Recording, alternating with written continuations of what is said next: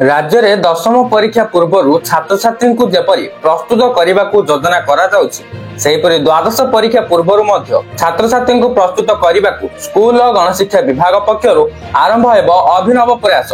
आसंता शिक्षा वर्ष द्वादश श्रेणी परीक्षार 6 मास पूर्व एक प्री एग्जाम जो चारोटी विषय तथा पदार्थ विज्ञान, रसायन विज्ञान, गणित एवं बायोलॉजी परीक्षा करा।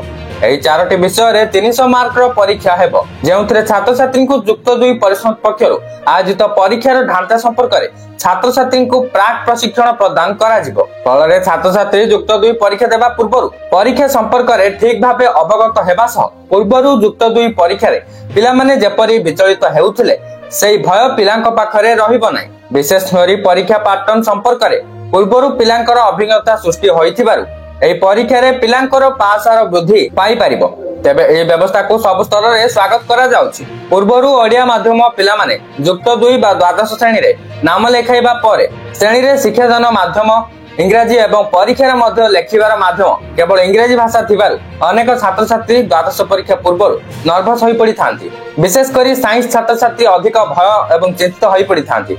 एपरि समस्यार समाधान लागि द्वादश परीक्षा 6 मास पूर्व 300 मार्कर परीक्षा करा जिवो। उभय संक्षिप्त एवं दीर्घ प्रश्नोत्तर संपर्क में पिलांकु अवगत करा जिबा सह निर्धारित समय रे छात्र छात्री जेपरि सब प्रश्नर उत्तर देबा लागि सक्षम होई परिबे से नै पिलांकु प्रस्तुत करा जिवो। रिपोर्ट अनुसार राज्य रे ओडिया माध्यम सरकारी स्कूल रे पढुतबा पिला माने द्वादश श्रेणी रे इंग्रजी रे शिक्षादान व्यवस्था एवं इंग्रजी भाषा रे परीक्षा देबा बाध्यतामूलक थिबारु यार प्रभाव पासर उपरे पडुछि। विशेष करी विज्ञान रे ओडिया माध्यम पिलांक मध्यरु 35% पिला फेल हेउतबा बेले दशम श्रेणी रे 50% रु अधिक मार्क रखिथिबा पिलांक मध्यरु 65% छात्र छात्री 45% तळकु मार्क रखुचंती। विशेष करी पदार्थ विज्ञान, रसायन विज्ञान रे 40% छात्र छात्री फेल हेउतबा बेले गणित रे 55% एवं बायोलॉजी रे 35% छात्र छात्री फेल हेउचंती।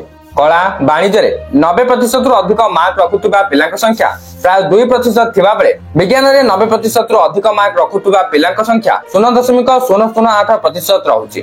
गत 5 वर्ष हेबो पासर क्रमागत भाबे ह्रास पाइथिबा बेले 90% रु अधिक मार्क रखुतबा पिलांक संख्या मध्य ह्रास घटुछि। एपरि समस्यार समाधान लागि पिलांको परीक्षा पूर्व प्रस्तुत करबाकू एपरि प्रयास करा जाउछि। या व्यतीत सीबीएसई एवं आईसीएसई छात्र छात्री द्वादश परीक्षा रे पदार्थ विज्ञान, रसायन विज्ञान एवं बायोलॉजी परीक्षा रे भल प्रदर्शन करुथबा बेले गणित रे 35% पिला खराब प्रदर्शन करुथंती। विशेष करी सीबीएसई पैटर्न रे द्वादश परीक्षा हेउथबारु सीबीएसई एवं आईसीएसई पिलांक लागि कोनोसी समस्या होय न थाय, मात्र ओडिया माध्यम पिलांक लागि समस्या सृष्टि होउछि। तेणु प्रतिवर्ष नवेम्बर 15 पूर्व प्री एग्जाम हेबो। या व्यतीत परीक्षा रे संक्षिप्त प्रश्न थिबारु पिला माने किपरि निर्धारित समय रे सब प्रश्नर उत्तर देबारे सक्षम हेबे से संपर्क में पिलांको प्रशिक्षण दिया जिवो। युक्त 2 परिषद जन अधिकारी कहवा अनुसार स्कूल और गणशिक्षा विभाग पक्षर एपरी व्यवस्था परिवर्तन आनिबारे सहायक हेबो। विशेष करी पूर्व स्कूल स्तर में पिलांको विकास लगी स्कूल और गणशिक्षा विभाग पक्षर अनेक व्यवस्था लागू करा जाउथबा बेले प्रथम थर लगी द्वादश रे व्यवस्था लागू हेबाकू निष्पत्ति होइछि। तेबे मैट्रिक बोर्ड परीक्षा पूर्व 3टी प्री बोर्ड परीक्षा देबाकू पड़ी थाए, मात्र द्वादश परीक्षा पूर्व कोनोसी प्री परीक्षार व्यवस्था नथिला। केवल प्रथम वर्ष परीक्षा हेउथिले हे सेथिरे सब पिलांको पास करि दिया जाय थाए। फल रे पिला माने परीक्षा संपर्क रे ठीक भाबे अवगत होई परि नथाती। वर्तमान प्री एग्जाम व्यवस्था लागि द्वादश परीक्षा पासर रे सुधार आसीबार संभावना रहिছে। वर्तमान जहाँ भी किछि नो अपडेट आस्तिला म आपन मानकु जणाई साली वीडियोटा को शेयर करी समस्त पाखरे अपडेट को पहुंचाई दियंतु।